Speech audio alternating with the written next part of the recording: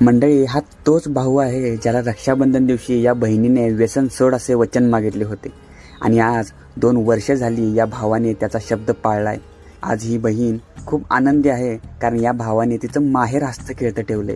जी लोक कारणं देतात मला सोडायला जमत नाही, त्यांच्यासाठी हा भाऊ एक ज्वलंत उदाहरण आहे की माणसाने ठरवलं तर तो काहीही करू शकतो.